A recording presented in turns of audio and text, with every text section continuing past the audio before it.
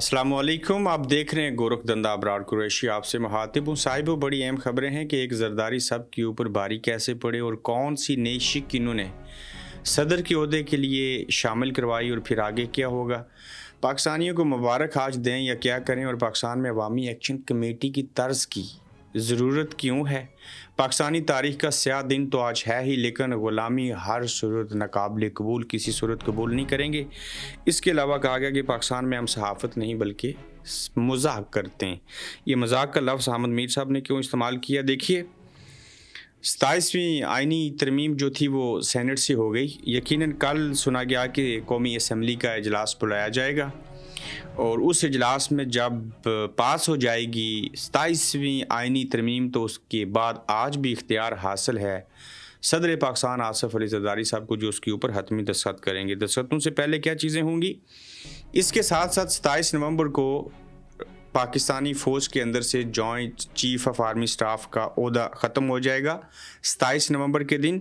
और सहर शमशाद मिर्ज़ा इस वक्त हैं और वो चले जाएंगे वैसे भी घर, और उनका ओहदा भी जो है वो नहीं रहेगा। इसके साथ साथ आज जिस तरीके से दो पार्टियों से दो लोगों ने गद्दारी करके जो है वो एक JUI फेंके थे और दूसरे पाकिस्तान तहरीक इंसाफ के थे, सेनेट के अंदर उन्होंने अपनी पार्टी क़यादत और पार्टी मंशूर के ख़िलाफ़ जाके वोट दिया। लेकिन वहीं पे लोगों से पूछा गया कि पहले केसेस बने थे, अब जरदारी साहब के भी केसेस ख़त्म हो जाएंगे, आपने बनाए थे कि आप माफ़ी मांगेंगे। मतीउल्लाह जान साहब ने बड़ी अच्छी गुफ्तशनीद की। साथ ही आप देखिए कि ऐसे हालात लग रहे हैं और जिस तरह से एक दूसरे की इम्यूनिटी, तहफ़्फ़ुज़, चीज़ें ताहयात सारा कुछ दिया जा रहा है, इससे ये लगता है कि बाज़ लोग जो हैं वो माज़रत के साथ फ़िरौन और नमरूद के साथ मुकाबला कर रहे हैं। एक ने खुदाई का दावा किया था नाउज़ बिल्ला, और दूसरे ने जन्नत बना रखी थी। जिसने खुदाई का दावा किया वो खुदा ही के पैदा करदा उस बच्चे से नेस्त व नबूद हुआ, जिस बच्चे ने यानी कि हज़रत मूसा अलैहिस्सलाम ने उनके घर में परवरिश पाई।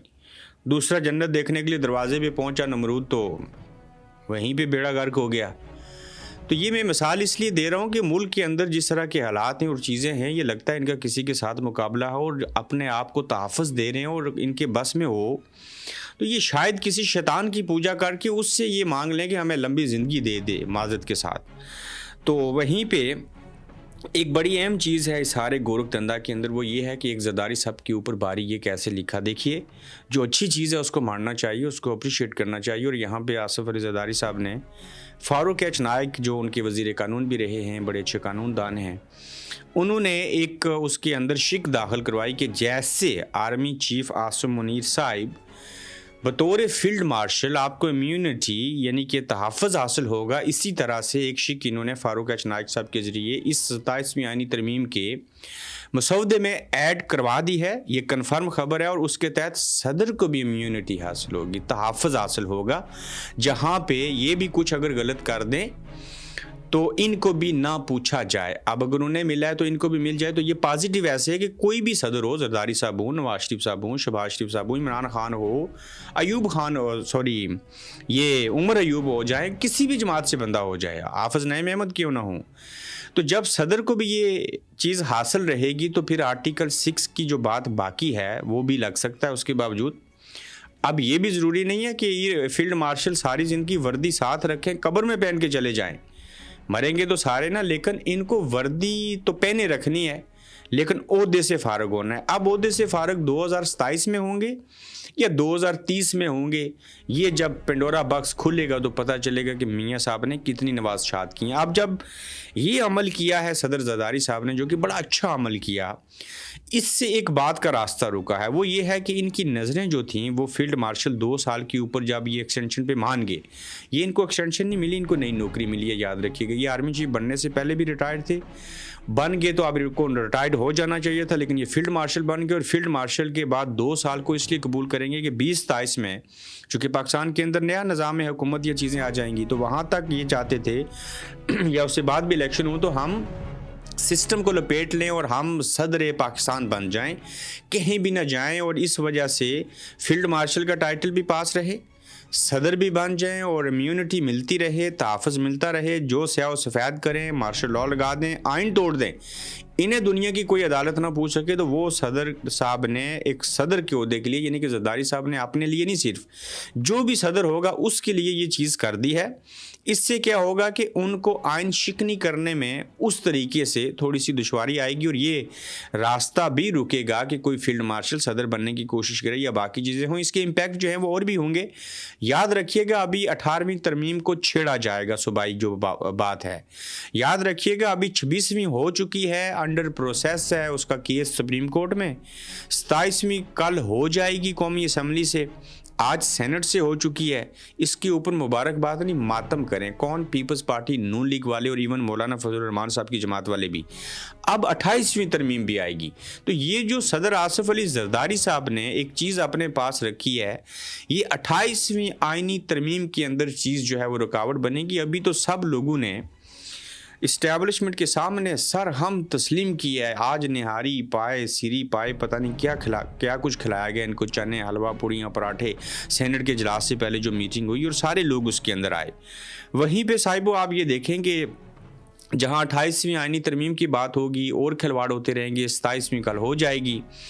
तो मुल्क के अंदर जिस तरीके से ये सूरत हाल पैदा हो चुकी है और जिस तरह के हालात हैं, वहाँ पे वज़ीर आज़म शहबाज शरीफ साहब को ये तहफ़्फ़ुज़ और इम्यूनिटी हासिल नहीं है। तो देखा जाए तो पीपल्स पार्टी ने फिर भी कुछ गेन किया, लेकिन नून लीग के पल्ले कुछ नहीं आया। उनको भी पता है कि हम इनको यूज़ कर चुके हैं, और खाने के बाद जिस टिश्यू से मुंह साफ़ किया वो नहीं, टॉयलेट करने के बाद जो टिश्यू इस्तेमाल करके टॉयलेट में फेंका जाता है ना, ये वो बन जाएंगे, क्योंकि ये तो किसी के सगे नहीं है। अब आर्मी के अंदर से कोई खुश है ना खुश है, क्या है ना खुश, तो लोग बहुत सारे हैं। ये आप देखते जाएं, अभी नवंबर है, दिसंबर आएगा सर्दी बढ़ेगी, जनवरी आएगा, तो ये जनवरी का जो आगाज़ है और जनवरी का जो इख्तिताम है उसमें सर्दी भी बड़ी होती है, टेम्परेचर माइनस होगा, लेकिन सियासी दर्जा हरारत बड़ा बढ़ेगा।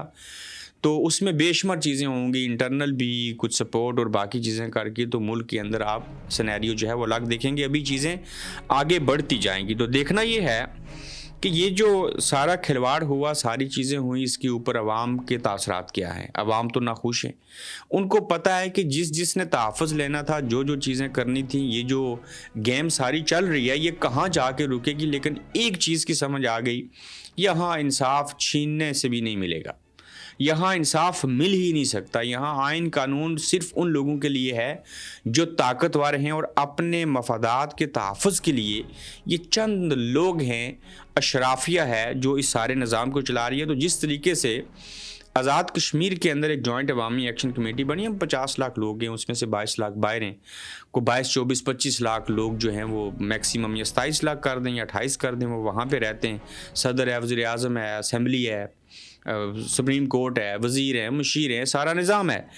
तो उन सब को इन्होंने नाकू चने छुपाए। तो क्या पाकिस्तान के अंदर भी कोई जॉइंट अवामी एक्शन कमेटी बन सकती है?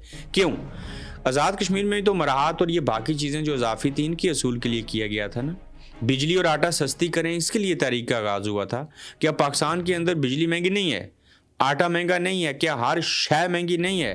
क्या वहाँ पे भी ये मराहत नहीं दी जा रही लोगों को, इदारों को, सारे लोगों को? तो आप लोग कब बोलेंगे? आपको जॉइंट अवामी एक्शन कमेटी चाहिए, PTI चाहिए, तहफ़्फ़ुज़ आइन पाकिस्तान प्लेटफॉर्म बन चुका है वो चाहिए। कब बोलेंगे, क्यों बोलेंगे, कैसे बोलेंगे, वो कौन से हालात हैं, जब वो हो जाएं तो बताएं, वो हालात पैदा करके देते हैं, फिर तो आप बोलेंगे ना। बल्कि नहीं, अब फिर भी महसूस करेंगे दिल के अंदर, यार ये बड़ी बुरी बात हुई है। और हाथ और ज़ुबान होने के बावजूद ईमान की तीसरे दर्जे के ऊपर रहेंगे कि नहीं यार हम नहीं बोलते, देखा जाएगा, हमारी आने वाली नस्लें जो हैं वो जाने, उनका काम जाने। तो लिहाजा पाकिस्तान के अंदर जॉइंट अवामी एक्शन कमेटी के तर्ज की तंजीम की अशद ज़रूरत है। और अगर देखा जाए तो इस तरह की तंजीम बन चुकी है जिसको तहफ़्फ़ुज़ आइन पाकिस्तान कहते हैं। अब उस प्लेटफॉर्म के ऊपर तकरीबन मेरे ख्याल से आधा दर्जन के करीब तो पार्टियां हैं, जिसमें मुस्तफ़ा नवाज़ खोखर हैं, चले उनकी पार्टी नहीं है, लेकिन इलामा नासिर हैं, हाफ़िज़ अहमद रज़ा हैं, उसमें महमूद खान अचकज़ई हैं, पाकिस्तान तहरीक इंसाफ है, शायद मौलाना साहब भी उसके अंदर आके शामिल हाल हो जाएं, शायद हकान अब्बासी साहब हैं। तो ये सारे लोग एक प्लेटफॉर्म पे जमा हो जाएं, और वहीं पे अगर ये महमूद खान अचकज़ई 80 साल के बुज़ुर्ग हो गए, ऐसा कुछ कर सकते हैं, तो मैं पाकिस्तानी नौजवानों से पूछना चाह रहा हूँ, आप क्यों नहीं बोल रहे? आप कहाँ पे हैं? चलें, पाकिस्तान तहरीक इंसाफ के साथ जो है वो तो बोल ही रहे हैं, ये बाकियों को शऊर कब आएगा? ये जंग जो है वो सिर्फ इमरान खान की नहीं है, ये अवाम पाकिस्तान की है। और इस निज़ाम से तमाम सियासतदानों को, असम्बलीज़ को, सूबाई हूँ, कौमी असम्बली हो, सेनेट हो, सीनेटर हूँ, MNA हूँ, MPA हूँ, सबको आज़ादी दिलवानी है। तो लिहाजा एक कौम बनिए, हजूम नहीं बनिए, और किसी एक पार्टी के बस की बात नहीं होती है ऐसा करना। तो ये जॉइंट अवामी एक्शन कमेटी जैसी चीज़ें हो जाएँ तो बड़ा अच्छा हो जाएगा। आगे भी बड़ी और अहम खबरें हैं। पाकिस्तानी तारीख का आज स्याह दिन तो है ही है और इसके ऊपर यकीनन मातम करनी चाहिए। अब इस तरह की और कितने स्याह दिन हम देखेंगे? हमें खुशखबरी कब मिलेगी? हम खुशहाल कब होंगे? पाकिस्तान के माशी हालात ठीक कब होंगे? हमारे यहाँ जो अदालतें थी, सुप्रीम कोर्ट की हैसियत ख़त्म कर दी गई, इंसाफ कब मिलेगा? इंसाफ कब होगा? पुलिस के रवैये ठीक कब होंगे? आम इंसान की वैल्यू कब होगी? इंसानियत की कदर कब की जाएगी?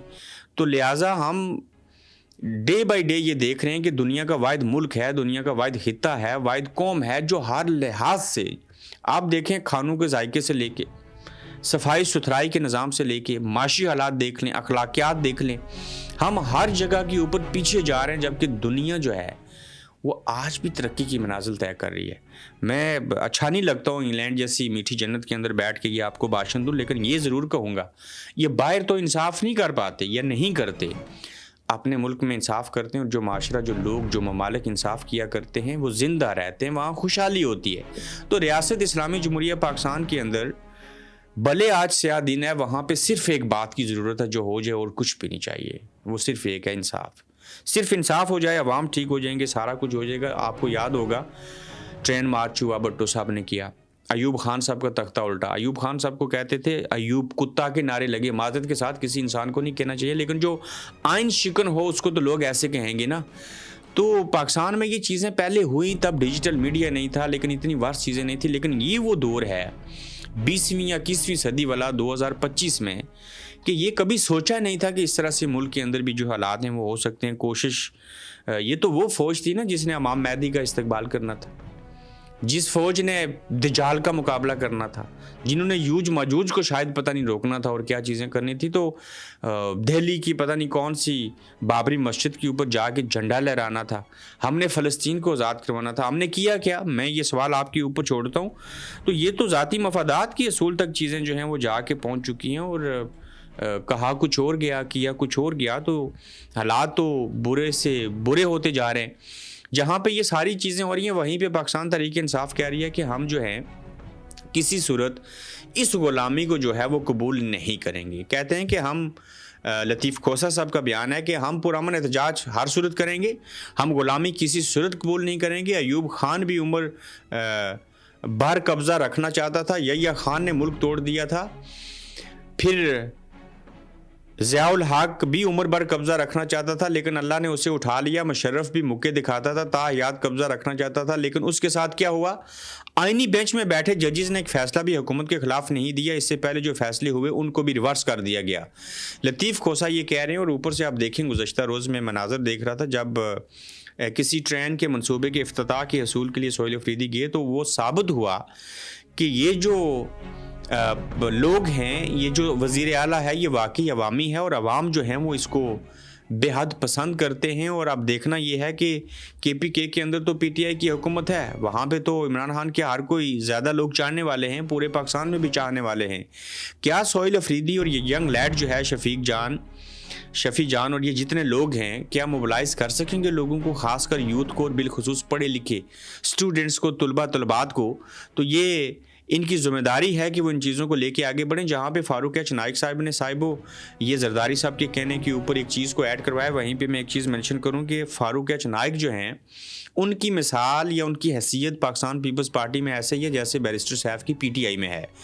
वो भी इस्टेब्लिशमेंट के बंदे हैं बैरिस्टर सैफ, और ये भी इस्टेब्लिशमेंट के बंदे हैं। अब ये बात जरदारी साहब को भी पता है, लेकिन इनको ऐसे बंदे हर पार्टी में चाहिए होते हैं। तो आप कौन सा पीपल्स पार्टी और नून लीग इस्टेब्लिशमेंट से लायदा हैं, लेकिन जब अपनी ज़ात की भी बात आती है तो काम तो करना पड़ता है।